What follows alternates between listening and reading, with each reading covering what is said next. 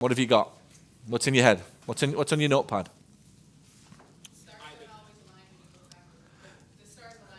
Stars always align when you look back. Stars always align when you look back. And one of the six needs that you need, or six basic needs of a human being. The irony of one is certainty, and the other is uncertainty. So we need both. So you want a lot of certainty in your life, but equally you need a little bit of uncertainty in your life. And what you find when people get stuck in their ways, they've become too accustomed to certainty. Relationship, for example, they hang around a little bit longer than they should because it's certain. At least they know they're unhappy, right? Rather than the uncertainty of it. I could be unhappier, if you like, if I leave this relationship. The certainty of a business owner, in our world, a private practice owner, I know I'm not overly happy treating all these patients, but I might be unhappier if I leave treating the patients and I start doing something else instead, if I start running the business. And what you've got, I think, in life to make progress, you have to find a balance between that two and work out where certainty serves you well and then where uncertainty. Don't get me wrong, if your life's all uncertainty, you're probably throwing yourself down a mountain in Park City with Brett, like we did a few weeks ago. Or you're looking for drugs, or you're looking for gambling, or just looking to screw your life up. And it's where the need for uncertainty is not serving you well. And I think if you get a grip on them both and you understand which one you need at which particular time, you've got a chance. But back to the point, I think, if I'm to tell my story looking back to my kids one day, it's every time I jumped on a plane, I didn't know who I was going to meet and I didn't know what I was going to learn. I just had that belief that something was going to happen. I had a big picture of something in my life, didn't exactly know what it was. It wasn't a 10-year vision. It wasn't a 15-year vision. It was nothing like that. It was just a hunch that I could achieve something more than I was today. And I was going to give it a go to try and explore what that was. So every time I did the seminars, or every time I went to an event, or I did the coaching, or every time I made a decision, what I found was they all started to connect. They all started to impact each other, right down to living here. I may have told you this story before, but I remember once I booked a conference. Harry was 4 months old, so it's 2014. He was 4 months old. It was February, and I booked a 3-week villa here. I booked a 3-week vacation. My sister Claire came. It was me, Natalie, my sister Claire, and Harry at the time, and we came out for 3 weeks to Orlando. So we were planning on doing all the theme park things, which we did. But in amongst the trip, I found a seminar that was in New Orleans. And the seminar in New Orleans was on the Tuesday. It was over Mardi Gras, right? So it would have been this time, end of February, early March. And I said to Natalie, I need to go to this conference. So we're on holiday. It's like, okay, all right. So 4 o'clock in the morning on a Thursday, I get up and I go to the airport and I fly to New Orleans and I do this conference, right? Try explaining that one. That you're on holiday, but you want to go to New Orleans for a conference. It just happens to be Mardi Gras, right? It takes a lot of trust. A lot of trust in the relationship. So anyway, I go. And on the last day, on the Saturday, I remember looking at the flights thinking, I want to go home tonight. I want to go home. It's Saturday, I want to go home. Couldn't get a flight. So I said, okay, I'll stay.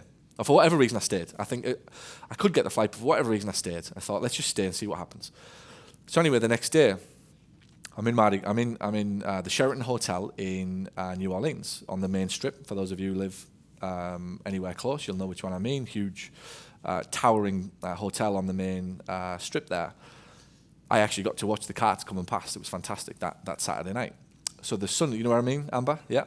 So on the Sunday, I sit in a room like this. It had gone from a 500-person conference to a 50-person conference on the Sunday for bonus day. There was one seat. I was late, as always, right? There was one seat left. And I got to sit next to this guy. I said, hello, where are you from?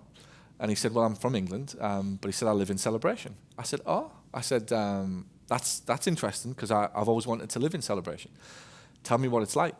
He said, well, better than that. He said, I go back next week, obviously tonight. I said, next week, come and have dinner with us, and I'll show you around the town, and I'll take you for a ride in the NEV, the little electrical vehicle we've got. So anyway, that's obviously where I found out about the NEV, the electrical vehicles.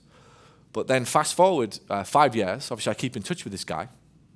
He'll probably show up at some point this weekend. I keep in touch with this guy. And we make the decision to move to Celebration. Who's the guy that helps us? There's your dentist, there's your whoever, there's your doctor, there's your school, there's your thing. It was this guy. At the same trip, I met 2 business coaches. Both of them were instrumental in doing this, what I'm doing today. One was in Boston and one was in Myrtle Beach in North Carolina or South Carolina. I'm not sure which one it is.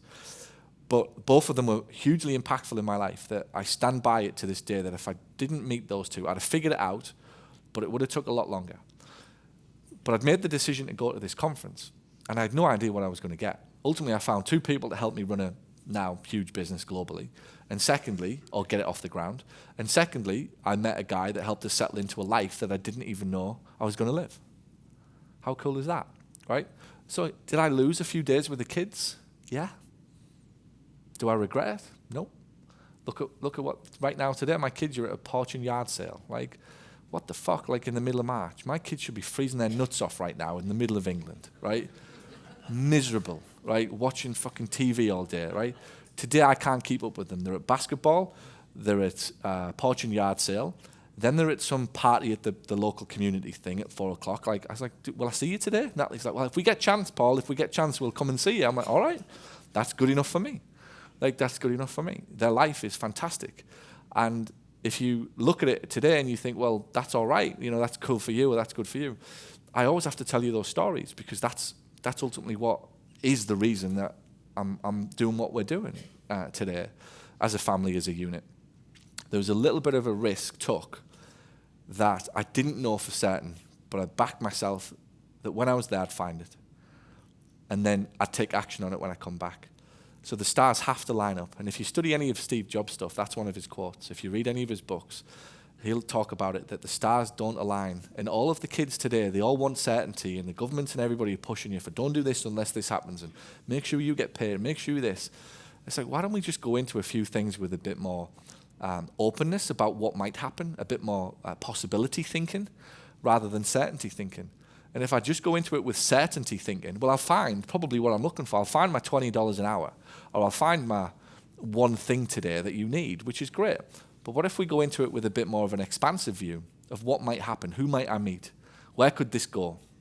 What might this do for my life? Just had a conversation with Nash at the bar. I want to move here. Good.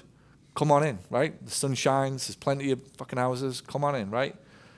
It's a fantastic place to live, and it's a great place for kids to grow up. Now, if he moves here, what a wonderful story that would be, right? To continue my stars.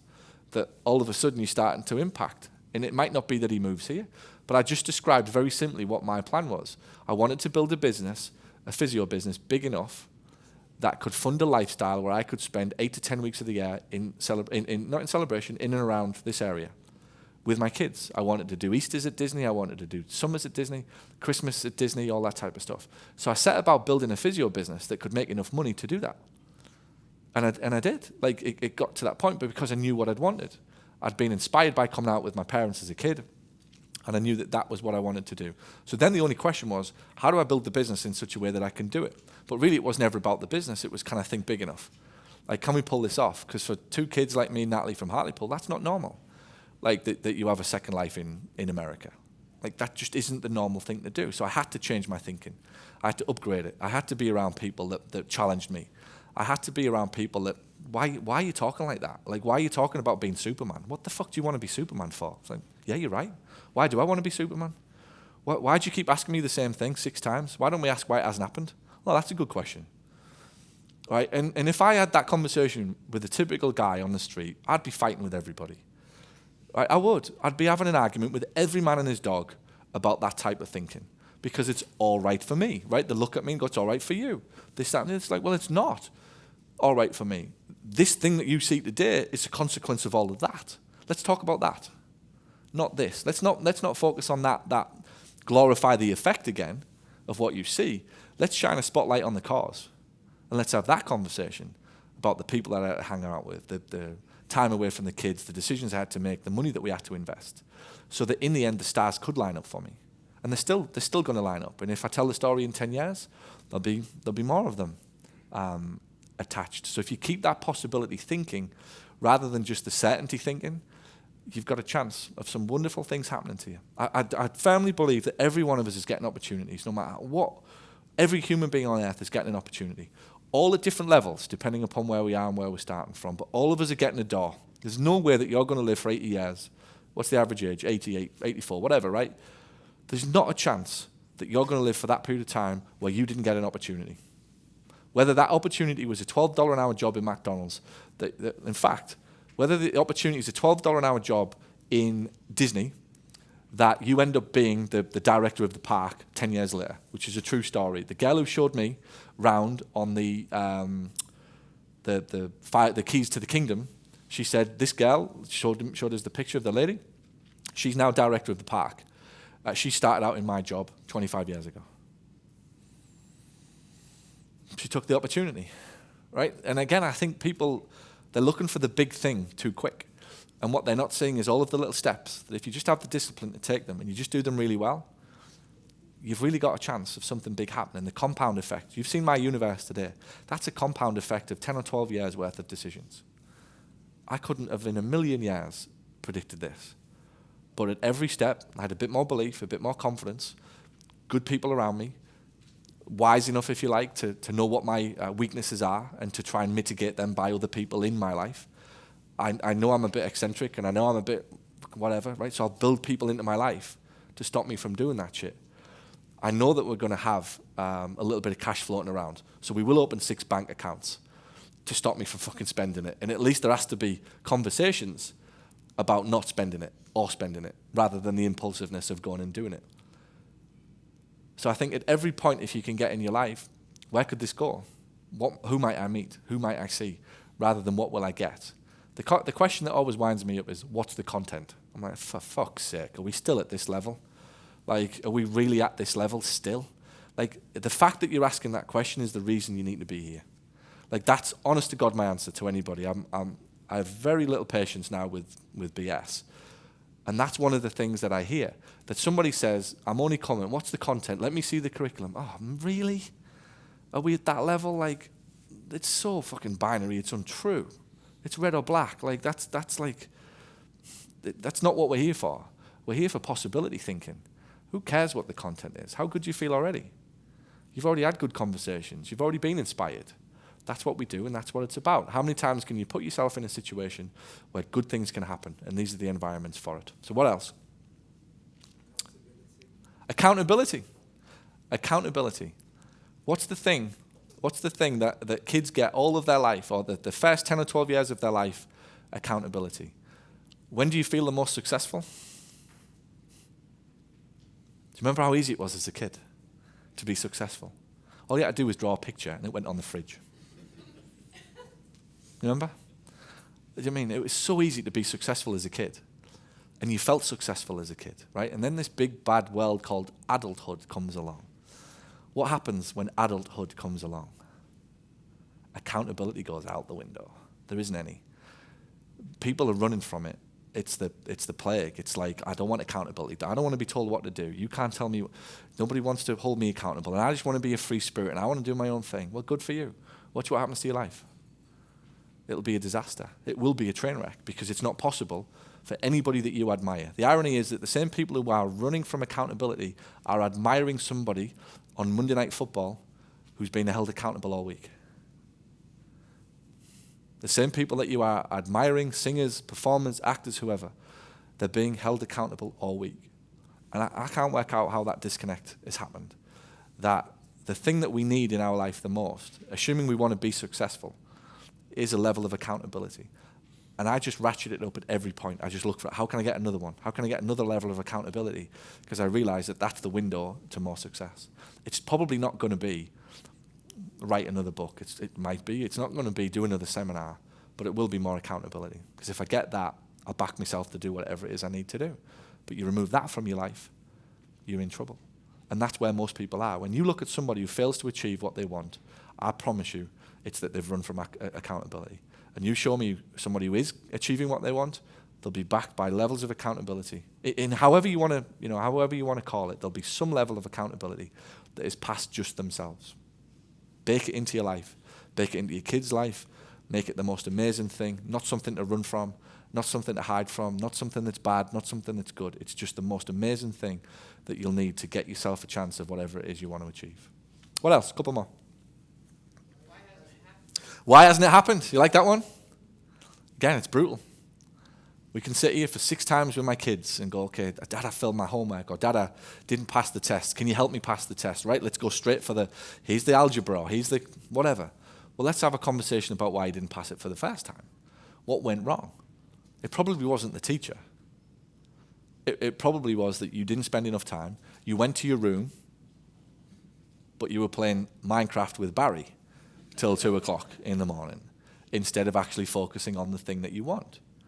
It's that you didn't commit, you didn't decide, you don't value it, right? Can I be candid? It's possible that you just don't value it enough. I don't value this thing enough to want to give it my full time and attention, and if that's the case, let's have that conversation. If we've tried 3 diets with 3 different people, the chances are with the fourth person isn't going to fucking work, right? There's now a common denominator between all of this. And it'll be willpower, it'll be discipline, it'll be standards, it'll be habits. It'll be, I really want to do this versus I just want to do it because it's cool right now, or I think I want to do it. But if you have that conversation with somebody first, it's probably one of the best things that you can do for them. Awkward and uncomfortable, because they come at you thinking that they're going to get a strategy. Well, what really we need is the strategy for why it hasn't happened so far. Let's fix that, then come back, then we'll talk about the diet. The diet will take us 10% of the conversation. But 90% of the progress is going to be at the why hasn't it happened level already. But that's where, again, most people are in life. Give me a new strategy. You probably don't need one. You need to know why at what point, or at this point in your life, whatever you've tried so far hasn't worked. And if I can get people to think like that, there's more progress there. One more? Even when Superman saves the world, there's always people that are pissed off about it. Superman, it's like, again, I've passed through that where, particularly in the US, by the way, right? You guys are sort of, it's like this hustle thing and this social media thing of like, I work 19 hours a day. You genuinely wear a cowbell, right, around your neck in the US, which says that like you're amazing if you work 20 hours a week and you don't take a vacation. And obviously in Europe it's very different, right? 6 weeks holiday and fucking 30, all sorts of sick pay, maternity, right? Whatever. So the culture is very different where I come from versus here. And I love everything about the US except that view of life, that for somehow you're an amazing person and you're validated if you've done 20-hour days and you've never took a day off. And it's often said in such a way that it's like, I'm proud of the fact that I've worked hard. And I would just sit and go, what the fuck are you playing at? Why? The objective is not to not fucking have a holiday. Like, that's not what this is. The objective of writing a book is not to get stressed about writing a fucking book. It's to write the bastard book and take great pleasure and pride in the fact that you've committed to something and you saw it through. So why are we getting stressed about the book? Right, the objective is not to build a business that makes you stressed, unhealthy, hasn't seen your kids for however long, never took them on vacation, and give yourself every excuse that you think is tying you to the business. That's not the objective. The objective is to build a business that spits out enough cash that allows you to have a terrific life, however that looks for you. Now, if a terrific life is 20-hour days, 51 and a half weeks of the year, there, good for you. But it's not mine. Never has been, never will be, not in a million years. So then you've got to ask yourself, why am I attached to this thing? Why am I attached, right? And then you go deep into that. It's ego, it's self-belief, it's lack of confidence, it's insecurities around all sorts of things. It might be financial, but for most people it isn't. It's the insecurity. And for some people, they just don't take great pride in going, fuck you, I'm off for 3 weeks. There's the keys, I'm gone. You sort the fucking thing out. That's why I've hired you. But again, that can be well, what do my staff think of me if I go on holiday? Who gives a fuck? It's got nothing. Do you question where they go when they go on holiday? Well, I know what you do. In fact, I know what you lot do. Your staff go on holiday. You've earned it. You deserve it. You deserve a holiday. Have a break. So meanwhile, the staff are all getting a fucking red carpet to the flight, but you think that they're judging you for going on yours. What will they think of me if I have a week off? Who gives a shit what they think of you? It's not the point. The point isn't to recruit staff to have an opinion on whether or not you want to have an extra week off, or 2, or 3, or 5. That's not what we're doing. We're recruiting staff to build a business that serves us both really, really well. And it appears to me that some of you are building businesses that are not serving you well. Most of your staff wouldn't apply for your fucking jobs. They wouldn't take the pay cut. You're laughing. They wouldn't take the fucking pay cut, some of you. Meanwhile, you're the one doing 51 hours a week, slogging it out, thinking that everything's going to be all right in the end. There's a big decision somewhere that you've got to make. Some of you need to go on holiday to figure the fucking thing out. You're stuck in the same type of thinking, the same pattern every single day. If I grind it out a bit more, if I work a bit harder, if I do another hour, I'll fix this. You won't. If you were going to fix it, you'd have done it by now. You need a completely, radically different view of what you're doing. Who knows, you might get that on the beach. Go sit in a beach. Go get a nice little villa and just think. Read a few books. Write a few things. Read back on some old notes. Get critical with your decision making. See what happens. Watch how refreshed you come back. We're not. The purpose isn't to get stressed about what we're doing. The purpose isn't to be there 20 hours a day. It isn't there to go, I haven't been on holiday for 3 weeks or 3 years. The purpose of the business was to fuel and fund a terrific life. First year or two, I get it. Absolutely do I get it. Although I don't. I can attest to leaving the business within months, disappearing to India and sending emails and phone calls. Remember when I disappeared to Australia, Peter, and didn't come back for 3 months? I'd booked a 4-week flight, came on 12 weeks later. Right now you might go, oh, I can't do that. You just figure it out. It just works. Whatever you need or you think you need more important, which in my case is nearly always, how do I protect the thinking time? How do I stay healthy? How do I stop? I'm never wanting to be stressed or angst or worrisome. All of that's more important to me than being in the business, no matter how successful it is. So actually, is it for some of you? The priorities are wrong. You're prioritizing being stressed and worried about this business over your health, over your free time, over your kids, over your family, over worrying about what other people are thinking about you because you've had 3 weeks off. Next time somebody says to you, I haven't been on a holiday for more than 2 weeks, or for more than 2 years, I challenge you to say, what's going wrong? What's going wrong?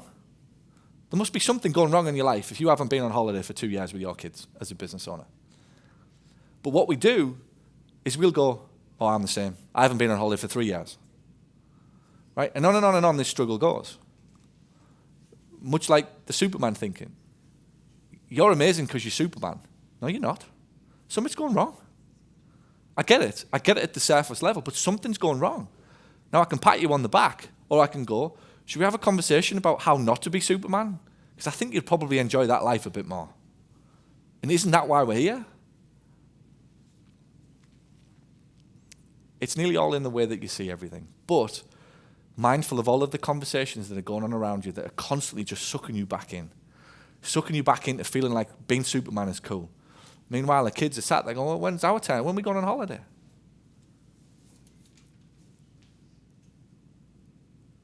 It's at the thinking level that you've got to make, and I include myself in this, that we have to make the change. Change that, you've got a chance. If we're stuck in the old patterns, the old ways of thinking, surrounded by business owners who want to work 20 hours a day, announce it on social media that they've been hustling and various things, good for you. You've probably sentenced yourself to a lifetime of struggle. Thanks for watching this video, and if you found it helpful, and if you now find yourself thinking, I wonder what else this person can help me with, head over to paulgough.com/books, where you can find my best-selling books, which will show you how to add more profit to your practice.